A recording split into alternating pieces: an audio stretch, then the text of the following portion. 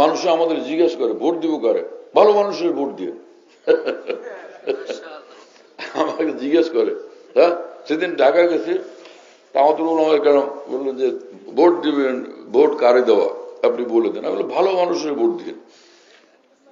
বলে ব্যাখ্যা কি? ব্যাখ্যা হলো যারা যে রাষ্ট্রীয় দায়িত্ব পাইলেও, রাষ্ট্রীয় ক্ষমতা পাইলেও আল্লাহর হুকুমের বিরোধিতা করবে না, ইসলামের ক্ষতি করবে না, আলেম ওলামাদের ক্ষতি করবে না, দ্বীনি প্রতিষ্ঠানের ক্ষতি করবে না, আর এর চেয়ে আরো ভালো হলো তাদের দ্বারা দ্বীনের খেদমত হবে, ইসলামের খেদমত হবে।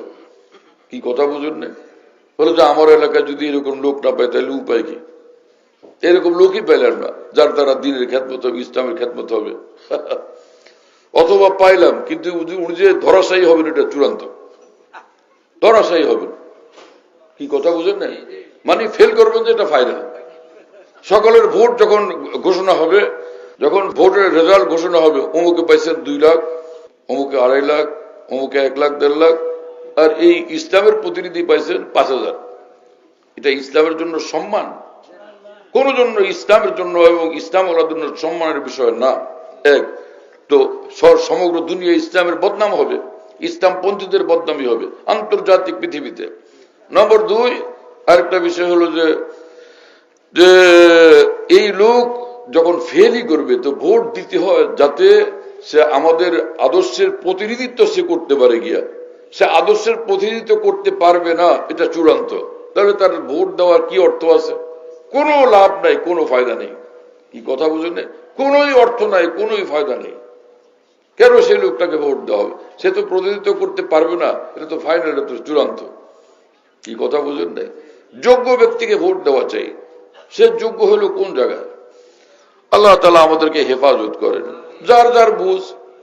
এখন অন্য কেউ যদি আপনার এলাকায় দাঁড়ায় কিন্তু সে তো ইসলামপন্থী না, তো তখন কি করা? এতটুকু দেখা চাই যে সেই লোকটার দ্বারা যে দেশের সেবা হবে এবং মানুষের খেদমত হবে এবং তার দ্বারা ক্ষতি হবে না, জুলুম অত্যাচার করবে না মানুষের উপরে। আর যদি কিছু ক্ষতি, ভুল ত্রুটি, খারাপি তার মধ্যে থাকে, তাহলে দেখতে হবে কম ক্ষতি কার দ্বারা হবে।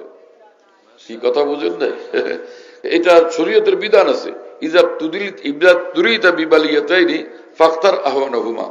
ইসলামের বিধান হলো 2 বিপদে একসঙ্গে পড়ে গেছো, দুটোটা শরীয়তের খেলাফ রাস্তা। তাহলে যেটার মধ্যে যেটা একটু তুলনামূলক কম বিপদ, শরীয়তের দৃষ্টিতে কম সমস্যা, সেটা তখন গ্রহণ করে নিজেকে বাঁচাও।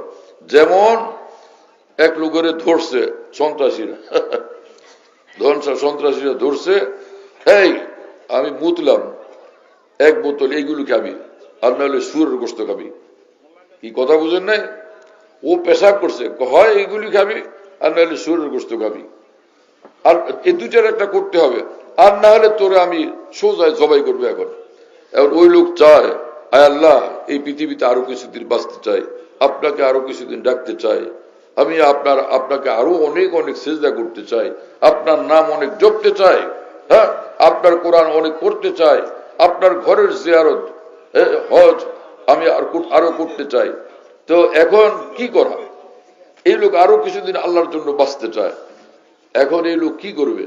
2টার একটা না করলে তো ওরা মারিয়ে ফেলবে।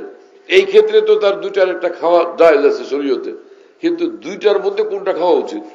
পেশাব না শুয়োরের গোশত? হারাম দোনোটা, কিন্তু শুয়োরের গোশত বেশি হারাম। তাহলে কোনটা করবে সে? কি এতে শরীয়তের বিধান স্পষ্ট হলো যে আপনার এলাকায় যে ভোটের প্রার্থী, হ্যাঁ, সেই প্রার্থীর মধ্যে যে কম ক্ষতিকর তাকে তখন ভোট দেওয়া যাবে। এটা স্পষ্ট হলো কি হলো না?